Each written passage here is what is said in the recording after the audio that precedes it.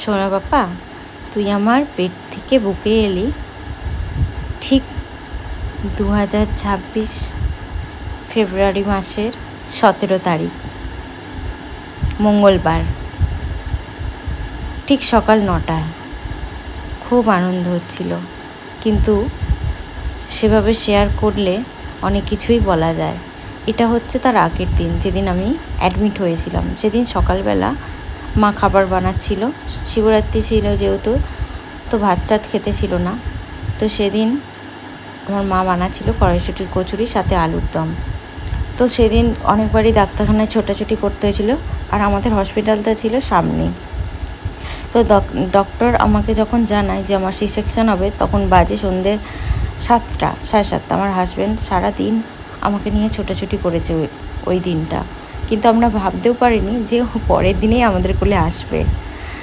তো আমার বাবা যেহেতু আসেনি না, আসতে চেয়েছিল, কিন্তু আমার বোনের এক্সাম থাকার কারণে মাকে শুধু দিয়ে চলে গিয়েছিল, আবার আসবে পরের সপ্তাহে, এরকম একটা কথা ছিল। কিন্তু সেদিন আসতে পারিনি। সেই কারণে আমি যখন জানতে পারলাম সেদিন, তার পরের দিন আমাকে 12 ঘন্টা অবজারভেশনে রাখার পর সি সেকশন হবে আমার ঠিক সকাল 8:30 নাগাদ, তখন আমি ভয় পেয়ে গিয়েছিলাম যে আমার বাবা থাকবে না, আর আমি এত বড় একটা রিস্ক নিয়ে নেব। তো খুব রীতিমতো ভয় হয়েছিল। তবে হাজব্যান্ড আমাকে সামলে নিয়েছিল। হাজব্যান্ড বলেছিল কিচ্ছু হবে না, তুমি সব পারবে। কিন্তু আমার খুব ভয় হচ্ছিল, আমার জন্য নয়, বাবুর জন্য। হ্যাঁ, আমি যদি ফিরে না আসি আমার কোনো আফসোস ছিল না মনের মধ্যে, কিন্তু আমার বাবুর জন্য আমার একটু মনে ভয় ছিল যে ঠিকঠাক যুদ্ধে জয়ী হতে পারবো তো। তো যাই হোক, মা ছিল সাথে। সেই দিন সারা রাত অবজারভেশনে রাখা হয়েছিল। এখানে তো কোনো মহিলাই অ্যালাউ ছিল, তো কোনো আমার হাজব্যান্ড বা কোনো পুরুষ মানুষ এখানে অ্যালাউ ছিল না। আর রাত 10:30টায় গেট বন্ধ করে দেওয়া হয়েছিল। আমাকে দেখতে এসেও ওর একজন বন্ধু এবং তার স্ত্রী দেখতে এসেছিল, কিন্তু দেখা করতে আমার সাথে পারেনি, কারণ 10:30টার সময় গেট বন্ধ হয়ে যায়। তো ভোর 5টা বাজে। আমি তো সারা রাত ঘুমোতেই পারিনি, কারণ আমার পেটে যে মেশিনটা বসানো ছিল ওটা সবসময় হার্টবিটটা চেক করা হচ্ছিল, তো তার জন্য আর ঘুম হচ্ছিলও না যে আমি কখন ওকে দেখতে পাবো, কখন। তো সেই সময়টা এসে গেল। তো আমার সোনা কোলে আসলো। এই যে আমার সোনা, এটা হচ্ছে তার পরের দিনের ভিডিও।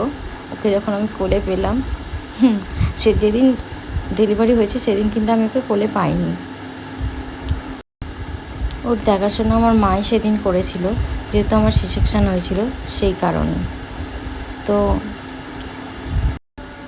ওই যে কথায় বলে না, মা ছাড়া মা হওয়া যায় না, সত্যিই তাই। আমার মা সারা রাত ওকে নিয়ে বসেছিল।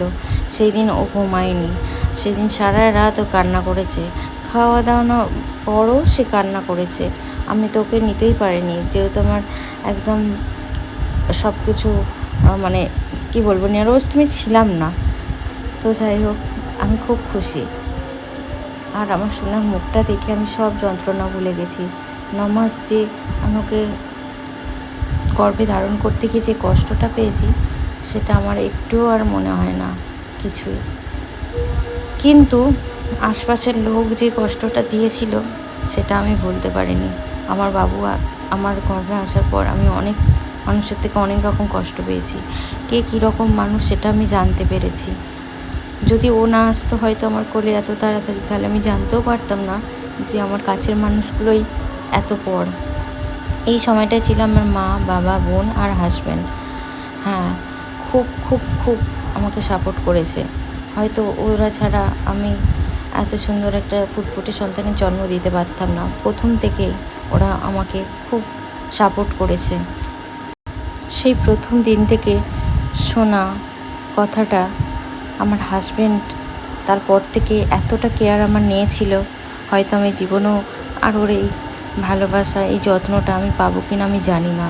তবে খুব খুব যত্ন পেয়েছি মায়ের থেকেও। হ্যাঁ, মা তো যত্ন করবেই, মায়ের তো সন্তান আমি। মা তো চাইবেই তার সন্তান ভালো একটা ফুটফুটে সন্তানের, সুস্থ সন্তানের জন্ম দিই। কিন্তু আমার হাজব্যান্ড আমাকে খুব ভালোভাবে রেখেছিল এই সময়টা। ওর আমি এই যত্নটা এবং ওর এই পাশে থাকা, ওর এই সাপোর্ট আমি কোনো দিনও ভুলবো না। এই স্মৃতিটুকু আমি এখানে ইউটিউবে দিয়ে রাখলাম।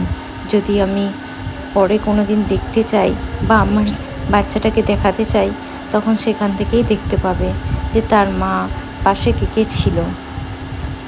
সোনা বাবা, তোমাকে আমি শুধু নিয়ে এসেছি কেবলমাত্র জন্ম দিয়ে, কিন্তু তোমার পাশে এই যে মানুষগুলো, আমার বাবা, আমার মা, মানে তোমার দাদু, তোমার দিদুন, আর তোমার পাপা, আর তোমার মাসি, তোমাকে সমানভাবে কষ্ট করেছে শুধু আনার জন্য।